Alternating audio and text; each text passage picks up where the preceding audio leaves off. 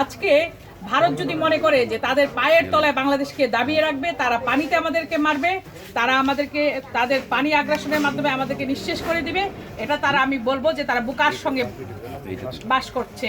কিছু নেই, একটি বিষয় পরিষ্কার করতে চাই, ভারত যে বাঁধ খুলে দিয়ে বাংলাদেশকে প্লাবিত করলো এবং এখানে যে অসংখ্য তাজা প্রাণ ঝরে গেল, ভারত যে পানি আগ্রাসনের মাধ্যমে বাংলাদেশকে নিঃশেষ করে দিতে চাইলো, সেই জায়গাটায় ভারতকে আমরা বলবো অনতিবিলম্বে আপনাদের এই দুরভিসন্ধি বা আপনাদের এই নোংরা যে পরিকল্পনা সেইটা থেকে আপনারা সরে আসুন, অন্যথায় বাংলাদেশের মানুষ কিন্তু আপনাদেরকে দাঁত ভাঙা জবাব দেবে। কারণ বাংলাদেশের মানুষ এখন জেগে উঠেছে। বাংলাদেশের মানুষ কখনো কারো কাছে মাথা নত করেনি, তারা মাথা নত করতে জানে না। তারা ৭১ সালে মুক্তিযুদ্ধ করে শহীদ রাষ্ট্রপতি জিয়াউর রহমানের স্বাধীনতা ঘোষণার মাধ্যমে এবং নিজেরা সক্রিয় মুক্তিযুদ্ধ করে তারা দেশ স্বাধীন করেছে। কারণ এখান থেকে তাদেরকে ফিরে আসতেই হবে।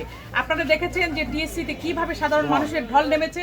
মানুষ এখন বাংলাদেশের মানুষের প্রতি, বাংলাদেশের মানুষের জন্য যেই অনুভূতিটা, এই জায়গায় মানুষ কিন্তু এখন এক পায়ে দাঁড়িয়ে গেছে। কারণ মানুষ মানুষের জন্য করতে চায়। বাংলাদেশের মানুষ এখন যুদ্ধ করতে শিখে গেছে, তারা প্রাণ দিতে শিখে গেছে। বাংলাদেশের মানুষকে আর দাবিয়ে রাখা যাবে না। আমরা পিন্ডির জিঞ্জির থেকে নিজেদেরকে মুক্ত করেছি, দিল্লির জিঞ্জির থেকেও আমরা নিজেদেরকে মুক্ত করেছি এবং করবো ইনশাআল্লাহ।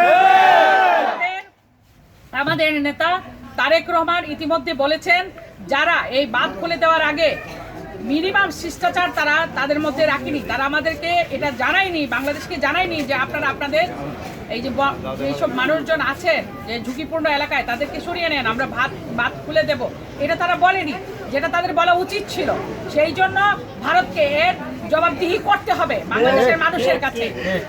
কাজেই আমরা আজকে আপনাদের পাশে, এখানে যারা বন্যা আক্রান্ত হয়েছিলেন, আপনাদের পাশে আমরা এসেছি। আমাদের দলের ভারপ্রাপ্ত চেয়ারম্যান দেশনায়ক জনাব তারেক রহমানের নির্দেশে তিনি বলেছেন, যেখানেই বন্যা আক্রান্ত মানুষ আছেন, যারা পানিবন্দী আছেন, তাদের পাশে দলীয় নেতা কর্মীদেরকে দাঁড়ানোর জন্য বলেছেন। সেই জন্যই আমরা আজকে আপনাদের কাছে এসেছি।